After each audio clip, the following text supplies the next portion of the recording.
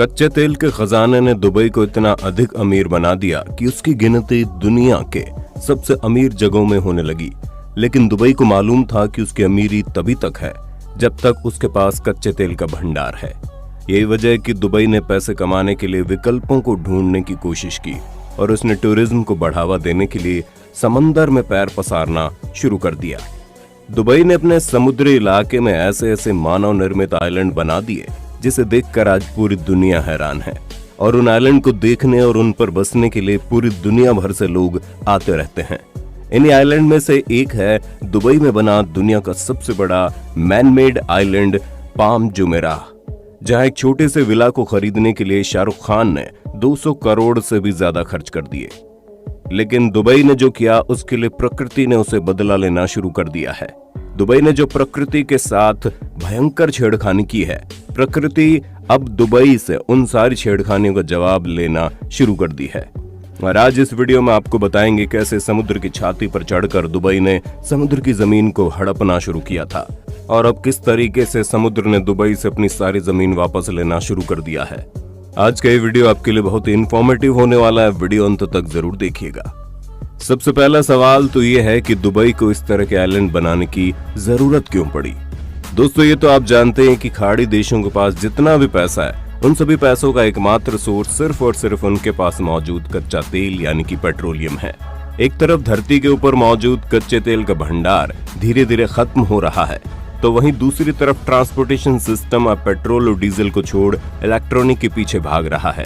न जाने कितने ऐसी कंपनियां हैं जो इलेक्ट्रॉनिक कार और बाइक को सड़क पर उतारना शुरू कर दिया है। ये सब देखते हुए दुबई को इस बात की समझ आ गई थी कि समय रहते अगर उसने अपनी कमाई के लिए किसी और विकल्प को नहीं ढूंढा तो वो दिन दूर नहीं जब दुबई की गिनती फिर से किसी गरीब जगह के रूप में होने लगेगी।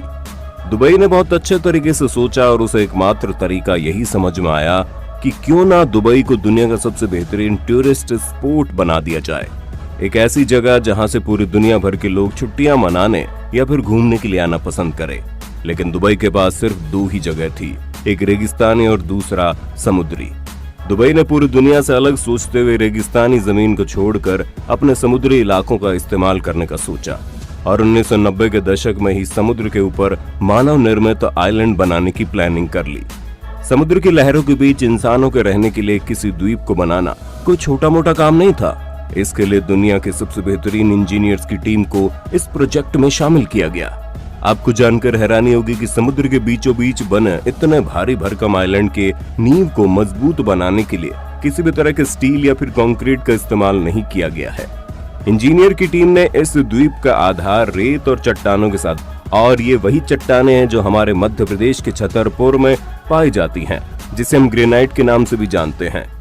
दरअसल जब पाम जुमेराह को बनाने का फैसला लिया गया तब विशेषज्ञों ने भी ये कहा कि पाम आइलैंड की नींव के लिए ऐसे पत्थरों का उपयोग किया जाएगा जो पत्थर पानी में भी कभी खराब ना हो। जिसके बाद इंजीनियर्स ने पूरी दुनिया भर में ऐसे पत्थरों को ढूंढना शुरू कर दिया। दुनिया के कोने कोने से पत्थरों के सैंपल दुबई पहुंचने शुरू हो गए, लेकिन अधिकतर देशों से आए हुए चट्टानों और पत्थरों के सैंपल को फेल कर दिया गया। उनमें से कोई भी पत्थर ऐसा नहीं था जो सैकड़ों साल तक पानी की मार को झेल सके। जिसके बाद हिंदुस्तान के मध्य प्रदेश के छतरपुर जिले के पत्थरों के सैंपल को भी पाम आइलैंड के लिए दुबई में भेज दिया गया। आपको जानकर हैरानी होगी कि छतरपुर वाले पत्थरों को वहां के इंजीनियर ने पहले टेस्ट में पास कर दिया। जिसके बाद दुबई ने भारत से ग्रेनाइट पत्थरों को मंगवाना शुरू कर दिया। उसके तुरंत बाद छतरपुर में दुबई के उस भारी भरकम डिमांड को पूरा करने के लिए पत्थरों की कटाई शुरू हो गई और जब सभी पत्थर पूरी तरह से तैयार हो गए हैं तब उन पत्थरों को छतरपुर से सबसे पहले गुजरात में भेजा गया।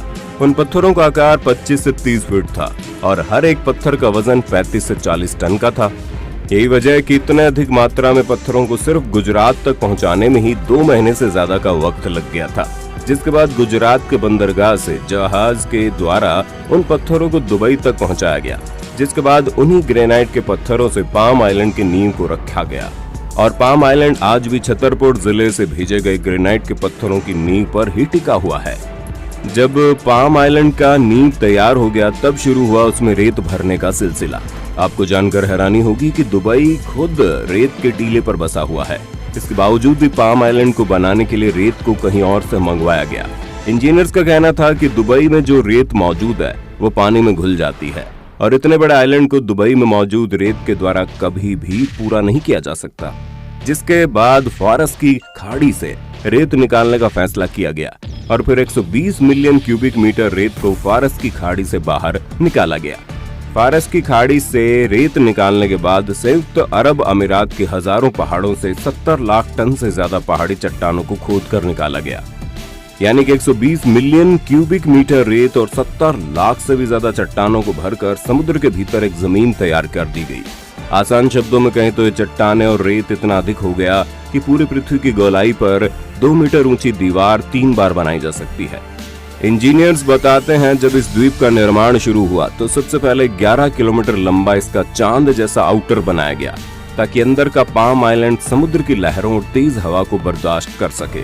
और जब आइलैंड बनना शुरू हो गया तो इंजीनियर सैटेलाइट के द्वारा इसकी तस्वीरों को देखते थे कि आइलैंड ठीक से बन रहा है या फिर नहीं। वे सभी लगातार उस आइलैंड पर सैटेलाइट के द्वारा नजर रखते थे ताकि इस द्वीप के आगे वाले हिस्से का निर्माण सही से किया जा सके, क्योंकि अगर जरा सी भी गलती हो जाती तो उस गलती को सुधारना बहुत ज्यादा मुश्किल हो जाता। हो सकता था। एक तरफ जहां ऊपर से सैटेलाइट के द्वारा नजर रखी जाती थी, वहीं समुद्र के अंदर सैकड़ों गोताखोर की टीम लगातार नजर बनाए रखती थी कि द्वीप की जमीन कहीं से खिसक तो नहीं रही है, कहीं से रेत फैल तो नहीं रहा। इस तरीके से दुबई के अमीर जादों ने जिस मानव निर्मित द्वीप का सपना साल 1990 के दशक में देखा था, साल 2001 में उस पर काम करना शुरू हो गया और देखते ही देखते 2004 आने तक इंजीनियर्स की टीम ने समुद्र के सीने पर एक नया धरती कायम कर दिया था और उस पर प्लॉट बिकने भी शुरू हो चुके थे, जिसके बाद उस मानव निर्मित द्वीप पर साल 2006 में बिल्डिंग्स बनाने का काम शुरू हुआ और साल 2007 में उस द्वीप पर वहां रहने वाला सबसे पहला रेजिडेंट आकर बस गया। अब तक उस मानव निर्मित द्वीप का 20 साल का समय बीत चुका है। वो द्वीप पूरी दुनिया के लिए किसी आश्चर्य से कम नहीं है, क्योंकि पूरी दुनिया में ऐसा मानव निर्मित द्वीप कहीं पर भी नहीं है। इसके गजब के बनावट को देखने के लिए पर्यटकों को हेलीकॉप्टर का सहारा लेना पड़ता है। यहाँ तक कि कई लोग इसके बनावट को देखने के लिए जेट प्लेन का भी सहारा लेते हैं और यही सब धीरे धीरे दुबई की कमाई का एक नया जरिया बनता जा रहा है। हाल ही में पाम आइलैंड को बनाने वाली कंपनी ने वहां पर 52 मंजिला इमारत को भी तैयार किया है ताकि कम बजट में हेलीकॉप्टर या फिर जेट प्लेन के बिना भी ऊंचाई से पाम आइलैंड का नजारा लिया जा सके। उस आइलैंड पर बने छोटे से छोटे फ्लैट की भी कीमत करोड़ों रुपए में है। लेकिन दुबई ने प्रकृति के साथ जो छेड़छाड़ की है, इसका बुरा असर दिखना शुरू हो चुका है।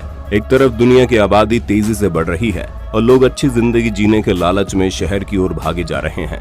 शहर की आबादी लगातार बढ़ती जा रही है और ऐसे में सबसे बड़ी समस्या उन शहरों के सामने खड़ी हो रही है जो समुद्र के किनारे बसे हैं। लेकिन नई टेक्नोलॉजी डेवलप होने के बाद इंसान के लिए समुद्र कोई समस्या नहीं बल्कि एक नया विकल्प के तौर पर उभर गया है। दुनिया भर के अमीर शहर अब समुद्र के सीने पर इंसानों का अड्डा बसाना शुरू कर दिए हैं। इंसान ने समुद्र की जमीन को छीनने का काम तब से शुरू कर दिया है जब से उसने बंदरगाह बनाना सीखा है और अब लगातार मिट्टी, रेत, कंकड़, पत्थर डालकर समुद्र की जमीन को इंसानों के द्वारा कब्जा करना जारी है। मगर अपनी जरूरतों के लिए समंदर को चुनौती देने वाला इंसान दुनिया भर के कई जीव जंतुओं की जिंदगी के लिए एक मुसीबत खड़ा कर दिया है। कई विशेषज्ञों का कहना है कि समंदर में इंसानों ने जब से दखल देना शुरू किया है, उसके बाद से कई समुद्री जीव विलुप्त होने के कगार पर पहुंच चुके हैं। यहाँ तक ऐसे जीव जंतु जो बहती हुई नदियों के मुहाने पर रहते थे, उनमें से कई जीव तो पूरे तरीके से गायब हो चुके हैं। इतना ही नहीं, खुद इंसान भी अपने इस गलती का खामियाजा भुगतने वाला है, क्योंकि मिट्टी और रेत डालकर समंदर की छाती पर जो जमीन तैयार की जा रही है, उसकी बुनियाद बहुत ही कमजोर है। उसमें इतनी ताकत नहीं है कि समंदर की तेज लहरों को ज्यादा समय तक बर्दाश्त कर पाए। दुबई का पाम आइलैंड भले ही कितने ही जतन से क्यों न बनाया गया हो, लेकिन ये लगातार पानी में डूबता जा रहा है। दुनिया भर के कई रिसर्च ऑर्गेनाइजेशन का कहना है कि पाम आइलैंड हर साल 0.2 इंच के दर से समुद्र में डूब रहा है और वहीं दूसरी तरफ इतने अधिक दबाव की वजह से जब भी कभी समंदर के अंदर की जमीन हिलेगी तो पता नहीं उस वक्त उन द्वीप पर बसने वाले इंसानों के साथ क्या होगा। दोस्तों, ये जानकारी आपको कैसी लगी और इंसानों के द्वारा समुद्र के ऊपर बनाए गए आइलैंड को लेकर आप क्या सोचते हैं? आप अपनी राय हमें कमेंट में बताना। हमारे चैनल को सब्सक्राइब करके बेल आइकन को ऑन करना बिल्कुल मत भूलना, क्योंकि द अर्थ एडवेंचर इन